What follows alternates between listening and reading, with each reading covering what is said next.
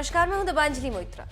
बिहार में चुनावी माहौल के बीच भले ही धुआंधार रैलियां और रोड शोज हो रहे हैं और 2 गज की दूरी, मास्क है जरूरी जैसे स्लोगन्स हवा हवाई हो रहे हैं, लेकिन बात राजधानी दिल्ली की करें तो यहां कोरोना वायरस ने एक बार फिर से रफ्तार पकड़ ली। जिस तरह से मंगलवार को एक दिन में 6,500 से भी ज्यादा कोरोना वायरस के मामले सामने आए, उसके बाद से तो दिल्ली के स्वास्थ्य मंत्री सत्येंद्र जैन ने भी मान लिया कि राजधानी में कोरोना वायरस की तीसरी लहर आ गई। देश भर में लागू हुए अनलॉक के बाद से भले ही लोग कोरोना वायरस से बेपरवाह हो गए, हर गली चौराहे पर भीड़ नजर आ रही, लोग बिना मास्क के ही घूम रहे, लेकिन ये बात याद रखनी होगी कि कोरोना वायरस अभी कहीं गया नहीं। दिल्ली में तो और सावधानी बरतनी चाहिए, क्योंकि यहां तो कोरोना वायरस की तीसरी लहर आ गई।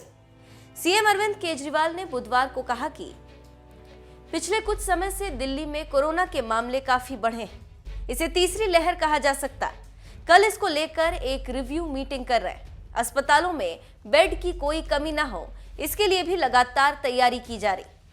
सीएम केजरीवाल ने यह भी बताया कि उनकी सरकार दिल्ली हाई कोर्ट के उस फैसले के खिलाफ सुप्रीम कोर्ट जा रही है, जिसमें उसने प्राइवेट अस्पतालों में 80% आईसीयू बेड रिजर्व रखने के लिए कहा था, लेकिन हाई कोर्ट ने इस पर रोक लगा दी थी। दिल्ली सरकार चाहती थी कि 33 बड़े प्राइवेट अस्पतालों में 80% आईसीयू बेड कोरोना मरीजों के लिए रिजर्व किए जाएं, लेकिन सरकार के इस आदेश पर दिल्ली हाई कोर्ट ने रोक लगा दी थी। दिल्ली सरकार के मुताबिक इससे 800 आईसीयू बेड सरकार से सिस्टम के कम हो गए। क्यों बढ़ रहे हैं कोरोना के मामले? दिल्ली सरकार के स्वास्थ्य मंत्री सत्येंद्र जैन ने राजधानी में तेजी से बढ़ते कोरोना वायरस के मामलों पर एक बयान में बताया कि दिल्ली में कोरोना की तीसरी लहर चल रही। तीसरी लहर के अलावा आक्रामक कॉन्टैक्ट ट्रेसिंग से भी आंकड़े बढ़ रहे हैं।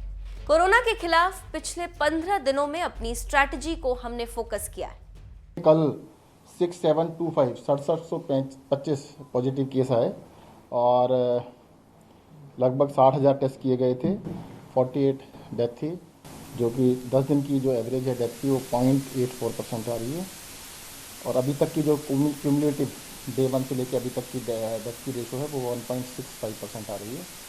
हॉस्पिटल में बेड्स लगभग 6800 ऑक्यूपाइड हैं और 9,000 अभी हमारे पास अवेलेबल हैं। सर, क्या जिस तरह से मामले बढ़े हैं, पहली बार 6,000 से ऊपर गया है फिगर 24 घंटे में, क्या हम इसको दिल्ली में थर्ड वेव कोरोना की कह सकते हैं? हाँ, कह सकते हैं, परंतु मेरे साथ साथ ये भी कहना है कि देखो, ये अभी जो पिछले 15 दिन से स्ट्रेटेजी को हमने बहुत फोकस किया है कि एग्रेसिव कॉन्टैक्ट ट्रेसिंग, जो भी एक पॉजिटिव आता है उसके जितने भी कॉन्टैक्ट हैं सबके टेस्ट किए जा रहे हैं, उसकी वजह से भी नंबर बढ़े। देखिएगा, अभी हमने जो प्राइवेट हॉस्पिटल्स के अंदर 80% बेड्स जो आईसीयू के थे रिजर्व किए थे, जिसको हाई कोर्ट ने रोक दिया था, उसके लिए हम अब सुप्रीम कोर्ट जा रहे हैं, ताकि क्योंकि availability of ICU beds he issue है।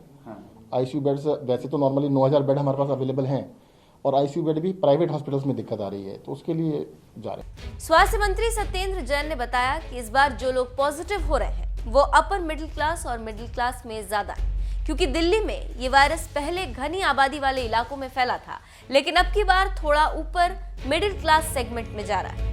बहुत से लोग इंश्योरेंस की वजह से भी प्राइवेट अस्पतालों का रुख करते हैं, तो कुछ पैसे वाले होते हैं और वो सीधे प्राइवेट अस्पताल ही जाते हैं।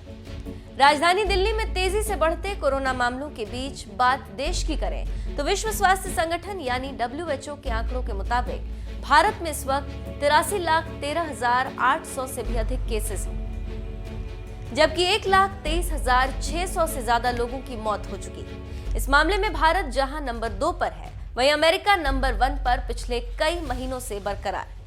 यहां कोरोना के 91,93,700 से भी ज्यादा केसेस हैं और 2,29,900 से भी ज्यादा मौत हो चुकी है।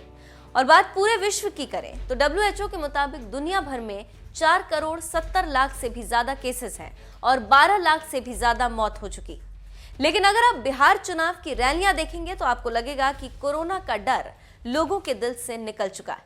लेकिन ये बात जरूर ध्यान रखिए कि खुद पीएम मोदी ने भी देशवासियों से अपील की है कि जब तक दवाई नहीं तब तक कोई ढिलाई नहीं।